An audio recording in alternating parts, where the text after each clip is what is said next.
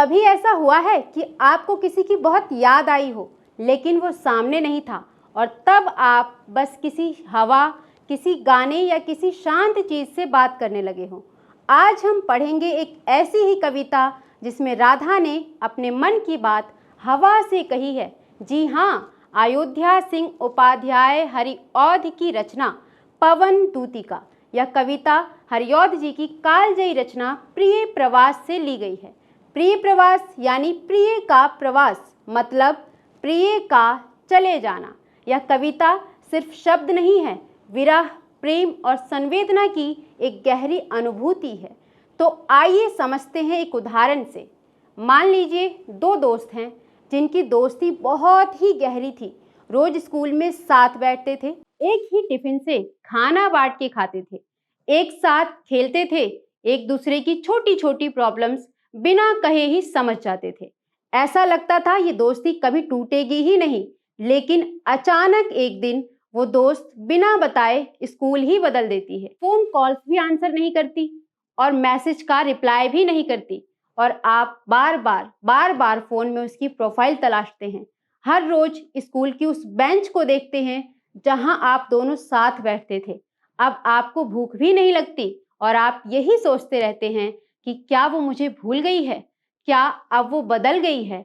क्या वो सिर्फ मुझसे दोस्ती का दिखावा कर रही थी? क्या मैंने कुछ गलत कर दिया है? आप कुछ भी समझ नहीं पाते और परेशान होते रहते हैं।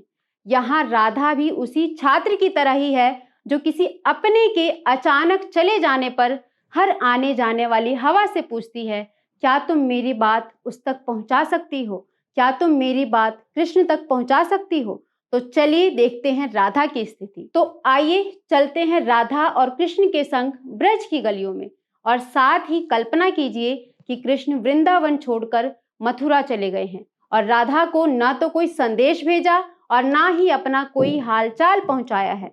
तो कविता की शुरुआत कुछ यूं होती है कि राधा कृष्ण की यादों में डूबी हुई अकेली शांत होकर घर में बैठी है और तभी आती है प्रातःकालीन हवा।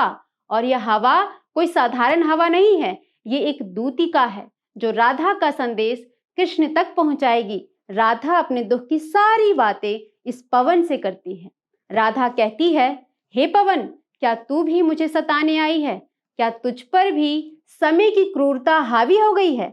इन पंक्तियों में केवल राधा के दुख ही नहीं बल्कि राधा की तड़प, उसकी विरह और गहराई से भरी पीड़ा दिखाई देती है। बाद में राधा पवन को दूत बनाकर कृष्ण के पास मथुरा भेजती है और कहती है कि मार्ग में अगर कोई थकी हुई स्त्री तुम्हें मिले तो उसके वस्त्रों को उड़ाना मत, बल्कि धीरे से उसे छूकर अपनी ठंडक देकर उसकी थकान को मिटा देना। मतलब यहाँ पर अयोध्या सिंह उपाध्याय हरिऔध जी यहाँ केवल राधा का दुख ही नहीं बल्कि पाठकों को एक आदर्श समाज का सपना भी दिखाते हैं।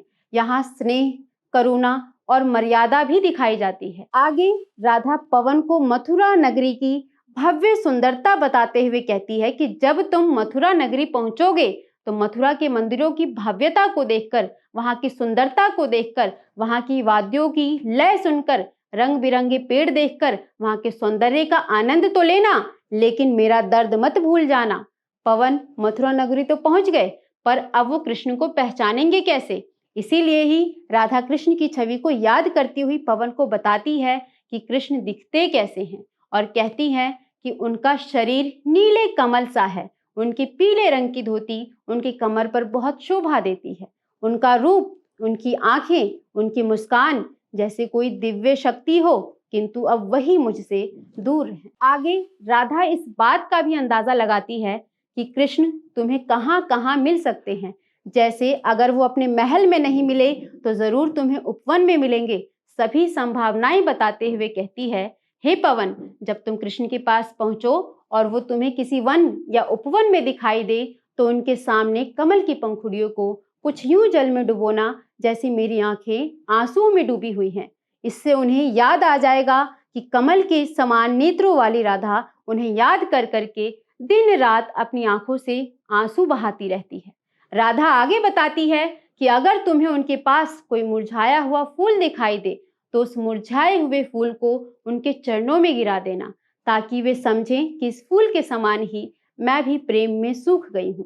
यह विरह राधा की सिर्फ शारीरिक दूरी नहीं बल्कि राधा के आत्मा की पुकार को दिखाती है। दूसरी संभावना प्रकट करते हुए राधा आगे बताती है कि अगर तू कृष्ण के महल में प्रवेश करे और तुझे कृष्ण के घर ऐसा चित्र दिखाई दे जिसमें जंगल के जीव जंतु पागलों की तरह इधर उधर भाग रहे हो तो उस चित्र को आहिस्ता से हिला देना ताकि उन्हें याद आ सके कि राधा भी ऐसे ही व्याकुल और परेशान रहती है।